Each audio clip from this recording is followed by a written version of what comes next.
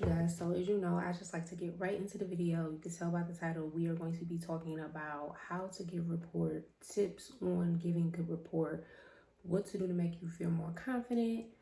Let's go ahead and get into tips for giving. So the first thing I want to say, and I say this in pretty much all of my videos where I'm giving you guys tips, is that it is okay to be nervous.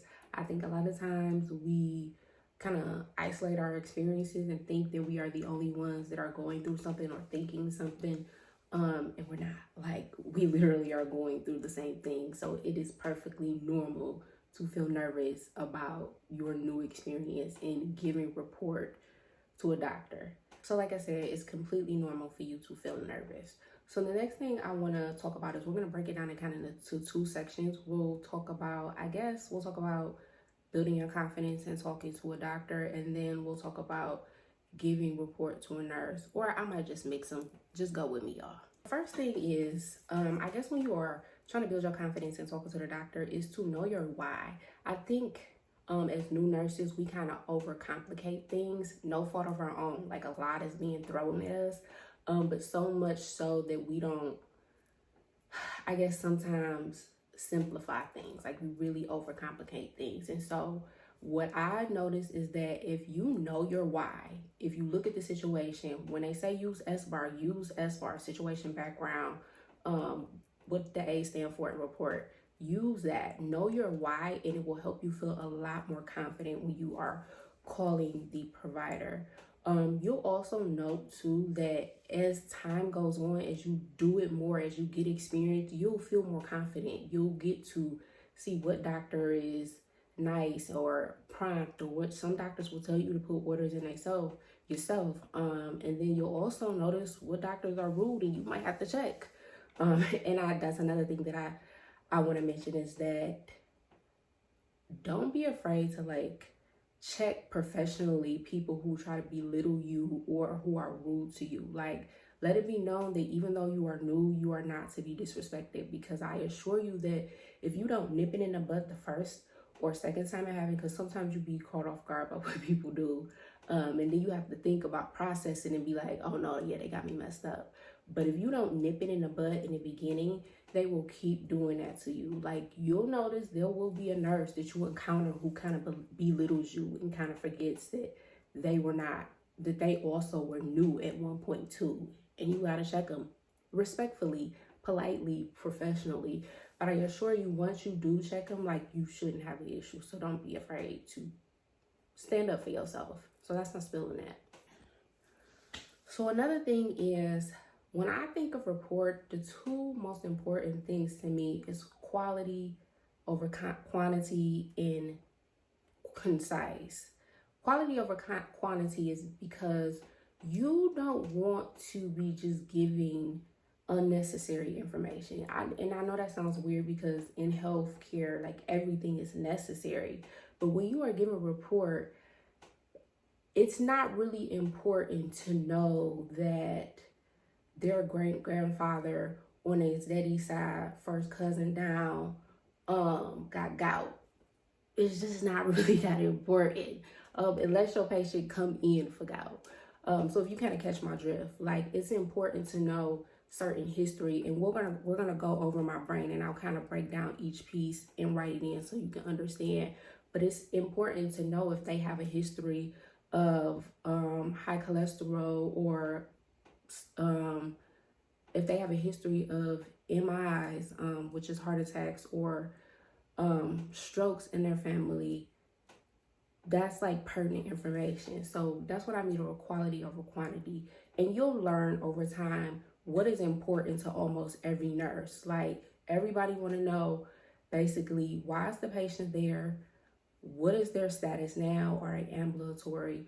Do they have any special devices on, a Foley or a superpube calf or a PICC line? Like, we want to know stuff like that, and we want to know the plan. Those are typically the three things that we care about. Why are they there? What about the patient themselves? Like, I need to know that is important. And then, what is the plan? Do I need to make them NPO at midnight because they're having a surgery? Are we waiting on placement? Are we waiting on labs? Labs are also important too. So again, you'll learn over time what is important to almost every nurse. And so you just want to have a quality report. And then the concise part, because you know, as nurses, like time is of the essence all the time. Like time when you give a report, time to when you giving meds, time to report a lab, like everything is on a time schedule. And I think we all appreciate when we can gain more of our time by having certain systems in place. So concise in the sense of like, I give you what you need to know in a good amount of time so that you can move on and you can start your day. That's how I always think of it. All right, y'all. So next, what I'm going to do is go ahead and show you guys how I fill out my report sheet. We'll just make up a patient and we'll go along the way. So you guys can kind of, because a lot of you did download that report sheet that I had. And some of you had questions like, how does it apply if you're like in long-term care and where can you put things? So just understand that I'm coming from a hospital. So that's how I would fill mine out. And I'll show you guys what is important to me. So let's go ahead and do that. All right, y'all, so really quick, I'm just going to go ahead and fill out this brain. If you guys do want a copy of this, it is over on my Instagram. The link is down in the description box. You can just go ahead and download it for free. But what I'm going to do is just kind of go through how I fill it out. I kind of just made up a patient just so you guys can get an idea of what I do, what I put down, and why I put it down. All right, so here we go. So I'm just going to go from top to bottom. And then once I fill out everything, I'll actually talk like I'm giving a report to somebody. So you can see like once you fill everything in, how smooth it can be by just reading everything off of here. So I'm just going to go ahead and make up a room. Patient is in 127. And y'all, my handwriting is terrible. So I'm going to talk as I write so you guys know exactly what I'm writing. But this is the patient's name, John D. Let's say he is here for osteomyelitis. So that DX stands for diagnosis. So history-wise, let's say he's a diabetic. I always have diabetic patients. Like diabetes is like a real crazy thing going on in our diabetic. He has hypertension. Let's say he's had a cabbage in the past, and let's say he has a left foot amputation. So this little space right here, I know it's really small, but I typically leave it so that I can write stuff about the patient specifically. So let's say he's A and O times 4, legally blind. What else can we say about him? He gets up with a walker, possibly standby, assist, and let's see, one more thing. His diet, that's what I usually put on there. So then I'll go into report. So as you see, this space is pretty big. So you can write small or big. I write decent size, enough for me to still be able to read off and add a lot more information. This is a simple patient though, but you'll be able to see how much you could put on here. So the patient came in with complaints of, let's say, some right foot pain and some yellow discharge, which we know would be infection. And then let's say he went down for surgery on the 15th. So I'll just put, and I abbreviate a lot of stuff. 4th/5th toe. And we'll talk about the dressing. Let's say it's wet to dry and with the ACE bandage wrapped around it. Then I'll also put, because most people want to know if they have to do a dressing change or not, but done by surgical residents. Then I'll add some space for what the plan is. So let's say he's getting antibiotics Maybe I'll throw in what kind of antibiotics he's getting. So maybe some cefepime, some Vanco, and some PO Flagyl. That's usually the treatment for that type of stuff. And let's add on there that he's going to get a wound vac. Let's say 7/18 in the future. So I'll add some abnormal labs. Maybe his white cell count is up at 36. Tests, maybe they did some bone cultures. And it's pending. And then of course they had to do a x-ray that showed osteomyelitis in that right foot. Oops. Not on telly. Meds doing 9, 12, and 6. No drips. Maybe he has LR at 100 running. PRN, let's say he has a Norco. It's Q6. We'll go back up here. Room air. Let's say he has an IV in his left AC, a 22. Full code. And he's using the urinal. All right, y'all. So I'm gonna go ahead and just give report like I will be talking to a nurse. So we have a patient at 127 by the name of John D. Oh, I forgot to add. I usually throw like their age up here because some people care about that. I don't really care unless it's like interesting what they're going through for the age that they are. But okay, start over. So this is the patient in 127, 67-year-old male John D, who is here for osteomyelitis. History-wise, he is a diabetic, has hypertension, has had a CABG in the past, and his left foot is amputated. He's alert and oriented ×4, legally blind.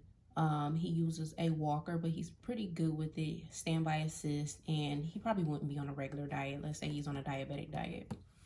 So then I'll go into why the patient came in here. So the patient complained of some right foot pain with some yellow discharge. On the 15th, they took him down to amputate his 4th and his 5th toe. The dressing is wet to dry with some ACE bandages wrapped around it, and the surgical residents will change the dressing in the morning. Most people like to know that because a lot of dressing changes are done during the day, and I work night, so I know that that's something that is important to most day shift if they have to change the dressing or not. So basically, I'll go into the plan. The plan is for him to be on antibiotics. They have him on IV cefepime and Vanco, and he's already getting PO Flagyl. And they plan to put a wound vac on him on the 18th. As far as labs, his white count was up to 36. They ordered some bone cultures, but they're pending. They also did an x-ray on that foot, and it shows some osteomyelitis in that right one. He's on room air, IV in his left AC with LR running at 100. He's using his urinal, and he's a full code. He gets Norco Q6 as a PRN. I'll probably tell them the last time I gave it to them just so they can kind of know if it's something that they need to be bringing in the room with their morning meds, or if they got a while before they have to, the patient asks for pain meds. Or even I'll tell them like, oh, this patient is on their pain meds every 4 hours, and they will call. Or I'll say like, oh, they only ask for one throughout the whole night. But just kind of give them an idea of what we're doing for pain. So I hope that this kind of explains how I do my report. This works for me because it is one page, and as you can see, it is front and back. I don't like to be sifting through a million pages to figure out who my patient is. This is detailed enough where I know about my patient, but small enough where I'm not flipping through a lot of pages, because those papers pile up, and I just like to be organized. This is organized for me. I could put everything that is important on here, or even my patients, like as you can see, like even my patients who have a lot going on with them, like I can pretty much fill this up. I've been using this form literally since I started. I printed this out. I designed this like probably my second week, because I just like to be in order. That's the one thing that I can say helped me as a nurse, is to have order in my life. Like, even y'all can see this one, like my patients actually had a lot going on, each of them, but I can still understand this. I can still look and see what I need. Everything fits on here. So I really hope that this helped you guys in understanding how I fill it out. And you can always tweak this and make it your own. Like, there are things on here that may not be important to you but are important to me, and vice versa. So don't feel afraid to change what you need and leave out what you don't. I'll go on here and like highlight stuff, like if I took the blood sugar, vitals are checked, if I chart. This little square you could put for whatever, if the patient needs to void at a certain time, or you need to get like a stool sample, just so that you can remember it. I'll also go around and mark off when I gave my meds, so that way when I'm looking at my paper, I know what's coming up. I mean, of course, I'll still use the computer, but it's also nice to have it on paper. It helps me remember too. And that's pretty much it. So hopefully you guys enjoyed this and it was useful. Guys, so that is the end of the video. I hope it provided some type of insight to help you guys along your journey as you learn how to give report, develop your own little style, your own little thing. Let me know if I missed anything. If you guys have any questions, I love talking to y'all down in the comments or slide in my DM. We can chat it up. And until the next video, thank you.